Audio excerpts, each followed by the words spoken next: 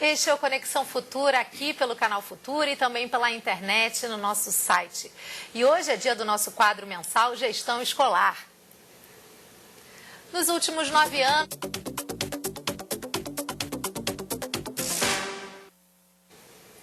Nos últimos 9 anos, o Brasil apresentou avanços em relação ao ensino da matemática. É o que aponta o relatório do Programa Internacional de Avaliação de Estudantes, o PISA, divulgado em dezembro de 2013. De acordo com o PISA, o Brasil saltou de 356 pontos em 2003 para 391 pontos em 2012. Mas ainda assim, o nosso país ocupa a 58ª posição no ranking das provas de matemática realizadas em 65 países. De acordo com o relatório, a nota dos estudantes brasileiros está acima de alguns países como a Colômbia e o Peru, mas abaixo do Chile, México, Uruguai e Costa Rica. Por que os alunos brasileiros ainda apresentam notas baixas em matemática?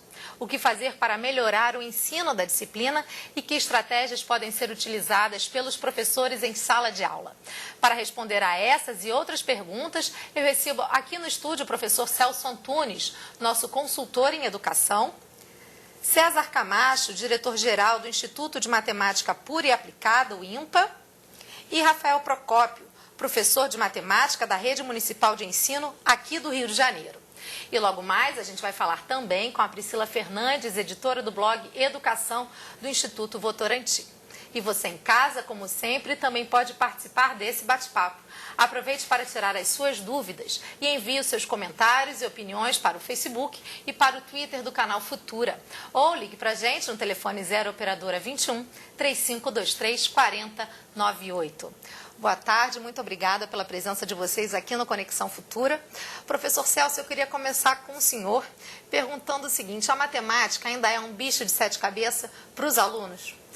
A matemática especificamente não, mas o resultado dos alunos brasileiros realmente é um bicho de 7 cabeças, até porque a mitologia não criou bichos com muitas mais cabeças, porque é um desempenho muito infeliz e principalmente não apenas mal situado na América Latina, mas num contexto mundial ainda mais superado. E como matemática não é apenas uma disciplina escolar, mas é toda uma estratégia que envolve a solução de problemas, é lamentável admitir que o Brasil vai muito mal nesse campo.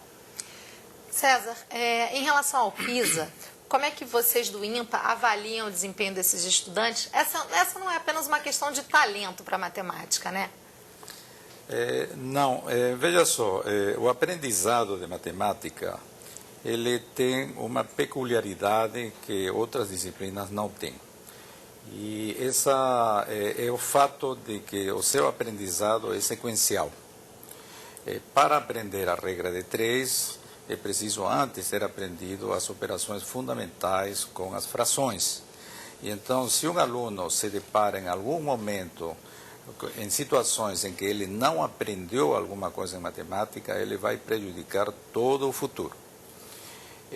Isso faz com que o professor, a formação do professor e o trabalho do professor seja fundamental para o aprendizado do estudante. Então, o professor tem que ser um egressado de excelentes faculdades. As faculdades têm que ter a qualidade suficiente para dar o conhecimento adequado a esse professor. Por outro lado, o professor tem que ter vocação, tem que gostar do que ele faz, tem que saber o que ele tem que ensinar e, ao mesmo tempo, tem que se adequar à formação desequilibrada que as turmas na sua escola necessariamente terão, porque a proveniência dos estudantes tem uma formação diferente. E em matemática isso é extremamente importante. A gente está aqui no estúdio com o Rafael Procópio, ele é professor da Escola Municipal Rosa da Fonseca aqui no Rio de Janeiro. E, Rafael, você parece um apaixonado pela matemática porque você criou aí uma nova metodologia de ensino, você criou um projeto chamado Matemática Rio. Conta um pouquinho para a gente dessa sua proposta de ensinar matemática. Isso, lá no meu canal de vídeo eu ensino matemática através de música, através de piadas, sketch, que eu faço com meus alunos também lá da Rosa da Fonseca. Eu vou colocar o seu canal no ar para os nossos espectadores poderem assistir e conhecer um pouquinho melhor. Pode continuar. E aí eu tento ensinar matemática de uma maneira diferente daquela que se ensina usualmente, né? Então, através de música, através de piada, sempre com muito humor, animação, né? E assim, os vídeos que eu faço, não tenho a pretensão de substituir o professor de ninguém, né? Na verdade, eu faço os vídeos mais curtos possíveis para poder servir como motivador para a aula. Então, vamos escutar um trechinho aqui de um dos vídeos, o trailer do canal Matemática Rio. Matemática. Então, se você quer vídeos de diversos níveis, fundamental, o que eu faço, eu tenho vídeos para você. Legal, Rafael. Eu vou chamar agora, eu vou mostrar para vocês uma matéria do blog Educação do Instituto Votorantim que está falando justamente sobre esse assunto, sobre os desafios do ensino da matemática. No blog Educação, o endereço é blogeducação.org.br, e eu vou conversar agora com a Priscila Fernandes, ela é editora do blog Educação, e eu queria saber um pouco da Priscila, o que vocês descobriram nessa matéria, Priscila? Qual é a avaliação de vocês e dos especialistas que vocês entrevistaram?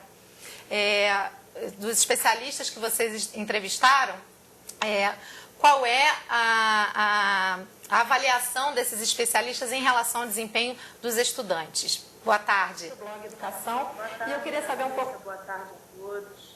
A gente teve conversamos com 4 experiências diferentes. Da Priscila, o que vocês descobriram nessa matéria, Priscila? Qual é a avaliação? A gente teve um probleminha aqui na conexão com a Priscila, então eu vou voltar para o nosso estúdio. César, você queria fazer um comentário? Sim, achei muito interessante a observação e a colocação que fez o Rafael. Na realidade, o INPA e a Olimpíada Brasileira de Matemática das Escolas Públicas também está, coincidentemente, oferecendo uma sequência de filmes curtos de 10 minutos que podem ser acessados pelo site da Olimpíada, os quais apresentam todos os temas em versão curta por um excelente professor, todos os temas entre o 6º ano e o ensino médio.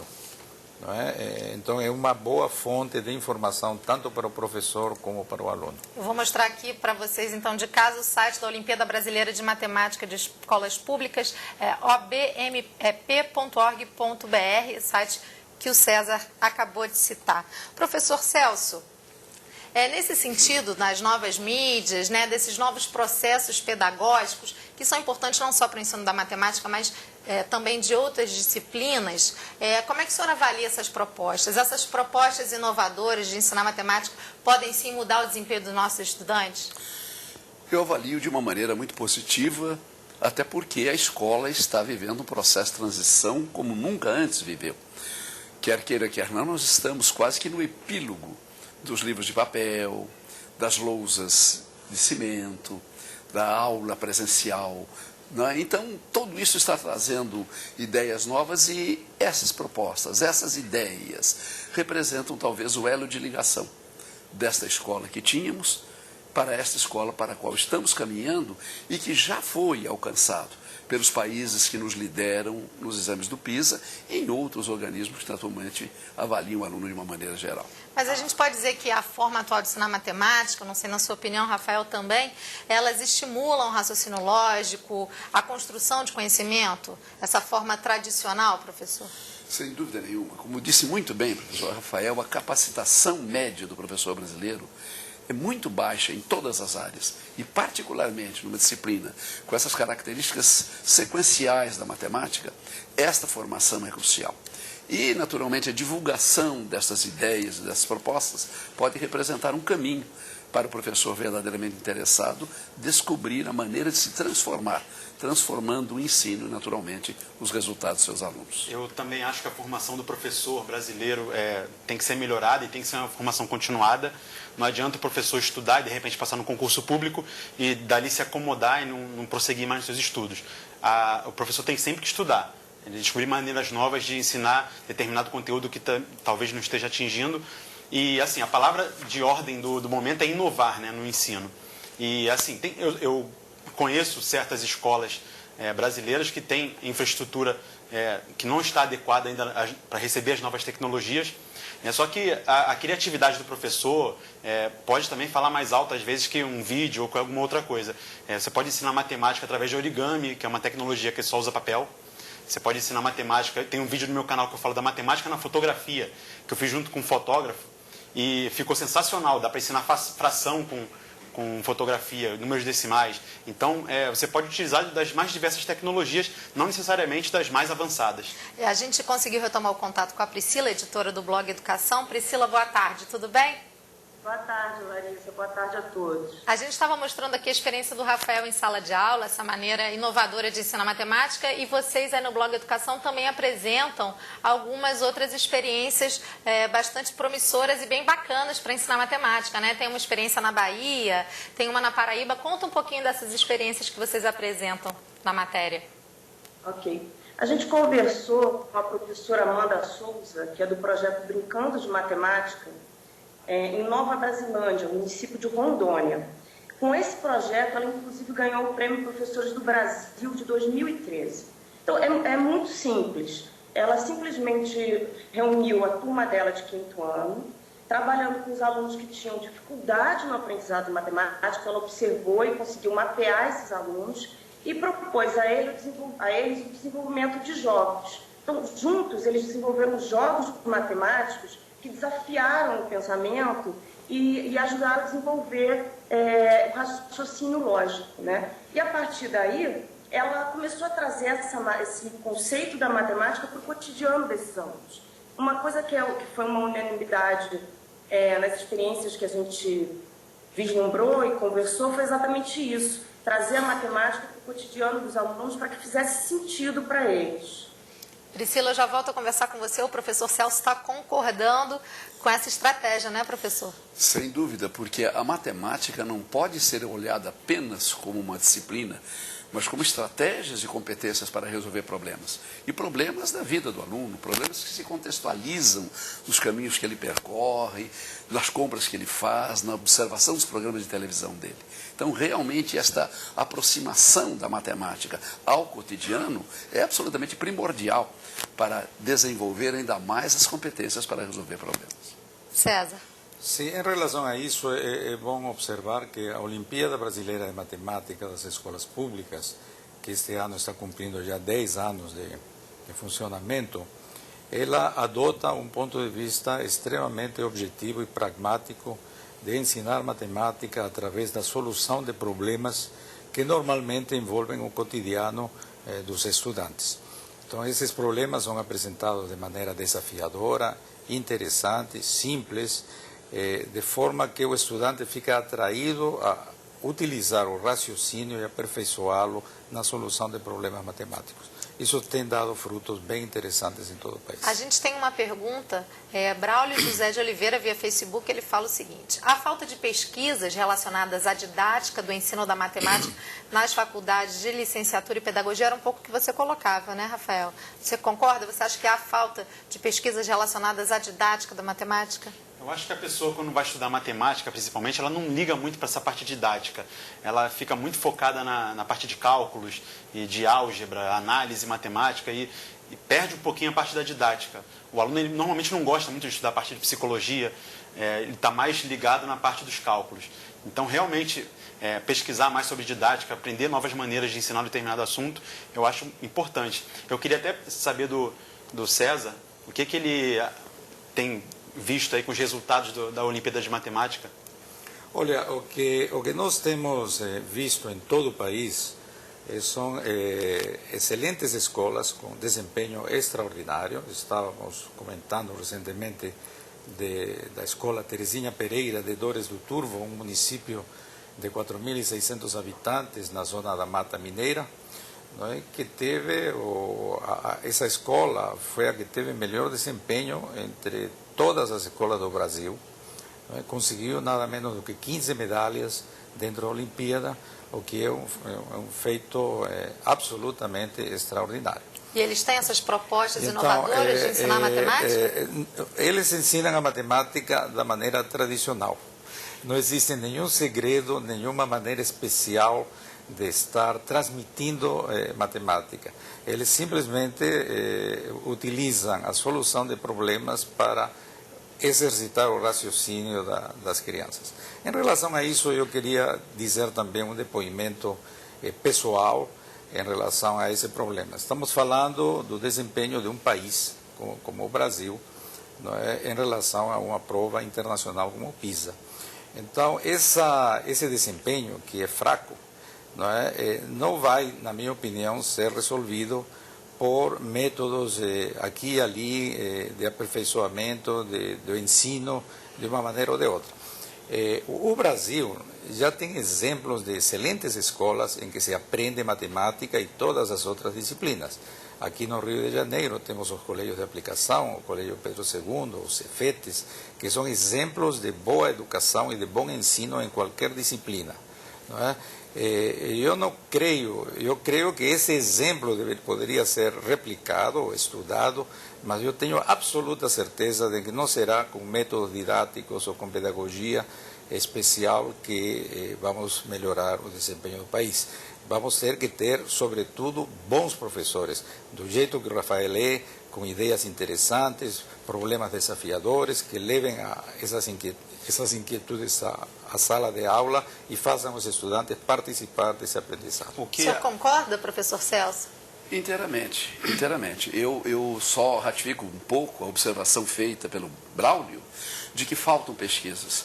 Eu não creio que faltam pesquisas. O próprio professor César fala do volume de pesquisas que a Olimpíada de Matemática tem gerado. O que talvez falte é o interesse do professor de buscar essas pesquisas, de procurar encontrá-las e de transformar os resultados dessas pesquisas em ações, em atividades completas. Mas, de qualquer maneira, concordo inteiramente. O que eu percebo na minha experiência na rede municipal é que nem sempre a culpa é do professor, né? O professor ele está querendo passar a matéria da melhor maneira possível, seja da maneira tradicional ou de forma inovadora, porém falta aos alunos, a muitos deles, a grande maioria, o hábito de estudar. E às vezes ele não tem isso em casa, o pai não estimula, a mãe não estimula, ele não tem o estímulo de ficar estudando sempre, está sempre ocupado com alguma outra coisa. E eu acho que o aluno, principalmente, buscar estudar para melhorar a própria vida dele, acho que é um caminho que deveria ser seguido também. A gente vai voltar um pouco a falar do interesse do aluno pela matemática, mas eu queria chamar de novo a Priscila, já que vocês falaram em capacitação de professores, a Priscila também mostra no blog Educação um projeto bem bacana de capacitação continuada de professores, não é isso, Priscila? É isso, é o Programa de Educação Matemática do Governo da Bahia.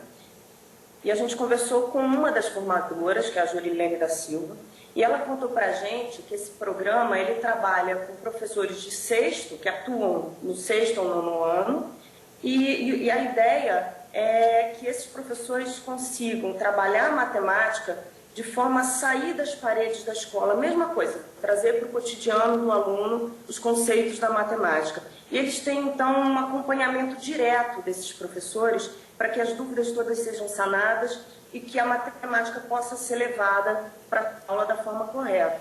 Agora, eu queria pontuar também uma questão, está se falando sobre a formação do professor, sobre o aluno em sala de aula, e tem uma experiência em Mojimirim, a gente conversou com a Mara Ortiz, do SEMAI, e ela falou para a gente que o que ela acha que é muito importante é uma parceria entre a universidade e a escola. Que isso, então, daria conta de um ensino da matemática muito mais voltado para a construção do raciocínio lógico do que para uma espécie de depósito de informações, né, de tratar a matemática dessa maneira. Priscila, agradeço a sua participação mais uma vez no Conexão Futura. Obrigada. César, você queria falar um pouquinho disso que a Priscila estava falando. Eu queria pegar esse gancho da Priscila para dizer de que a Olimpíada Brasileira de Matemática, na realidade, é uma conexão direta entre o meio universitário e a escola pública. Tanto os membros do comitê que organizam todas as questões de matemática, como os professores que participam desta rede gigantesca no país, que leva adiante essa atividade, são, na sua grande maioria, professores universitários que foram recrutados, convidados a participar deste programa pelo INPA. Então, esse é um bom exemplo. Eu acho que essa sugestão é muito boa, porque nos últimos 60 anos o Brasil soube construir uma pós-graduação de excelente qualidade em praticamente todas as áreas do conhecimento, enquanto que a educação pública sofreu uma desvalorização justamente no mesmo período. Então, colocar essas duas comunidades em contato vai dar uma interação muito enriquecedora. A gente tem mais participação aqui no Facebook. Alexandro Marins Moraes fala o seguinte, professor Celso: por que é tão difícil a transição da educação tradicional para essa nova forma de ensinar? Na verdade, ele acha que não é só a formação do professor, mas como o Rafael também colocou, o interesse do aluno e a precariedade da visão dada à educação básica. O que o senhor pode falar sobre essa observação do Alexandro? Só uma correção, Alessandro. Eu creio que, em grande parte, o interesse do aluno está subordinado à própria competência do professor. Eu creio que o interesse não é uma conquista e uma condição inata ao aluno. É evidente que há alunos desinteressados, sem dúvida nenhuma. É evidente que esse desinteresse é um problema. Mas quando o professor, de uma certa forma, busca estratégias para envolvê-los, ele não vai eliminar alunos desinteressados, mas ele vai reduzir de uma maneira muito significativa essa participação. Então, realmente, são dados muito relevantes, mas temos que nos firmar na certeza de que a capacitação do professor brasileiro precisa melhorar.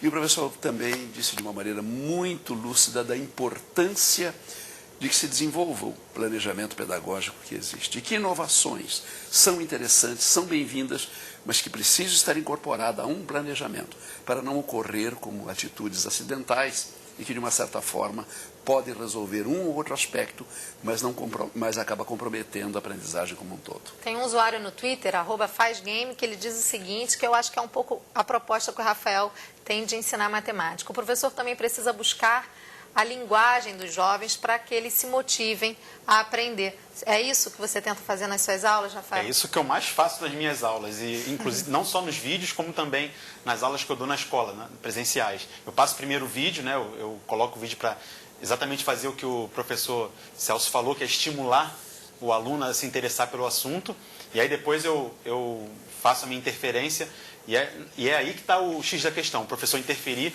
e continuar fazendo com que o aluno se interesse por determinado assunto.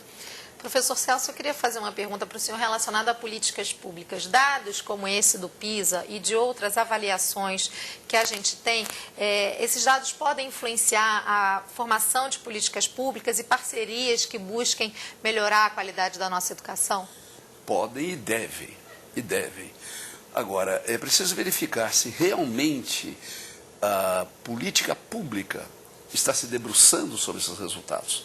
Está efetivamente apreensiva, como todos os educadores estão, com os resultados que temos no PISA. Estão atentas a toda essa diversidade de dados que estão trazidos e que, de uma certa forma, constituem essa realidade.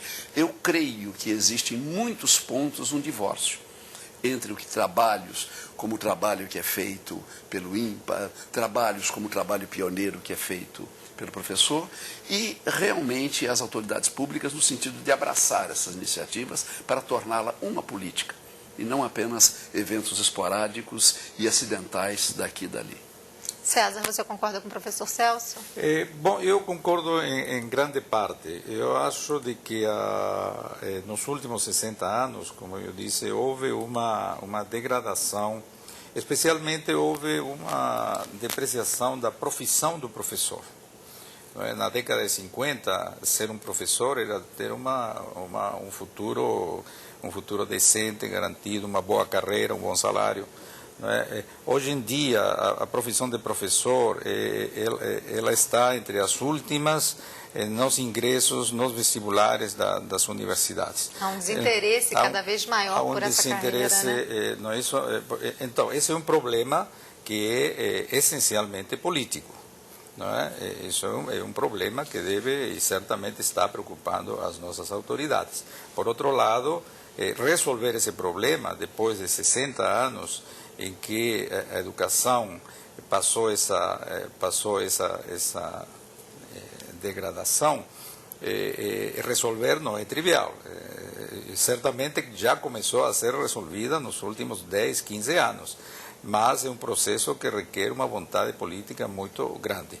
Então, eu sinto falta, por exemplo, de que os candidatos que se apresentam à presidência da República não toquem o problema da qualidade da educação que os estudantes têm que receber nas escolas brasileiras. Eu acho que isso deveria ser um tema central para os próximos governos, já que disso depende o futuro do país. A educação é um processo gradual e a longo prazo. E aí, infelizmente, quando a gente vê os políticos exercendo cargos por 4 anos e depois entra outro político com outra linha de pensamento e não dá continuidade a determinada política que de repente está indo bem, né? Então, tem que ser pensado a longo prazo e fora dessa esfera política. Olha, infelizmente nosso tempo está acabando. Eu queria mais uma vez agradecer a presença de vocês, César, professor Celso, mais uma vez obrigada. Rafael, muito obrigada. Parabéns aí pelo seu trabalho. Obrigado. E a você de casa, mais uma vez, muito obrigada pela sua audiência. A gente volta amanhã a partir das 2h30 da tarde. Até lá.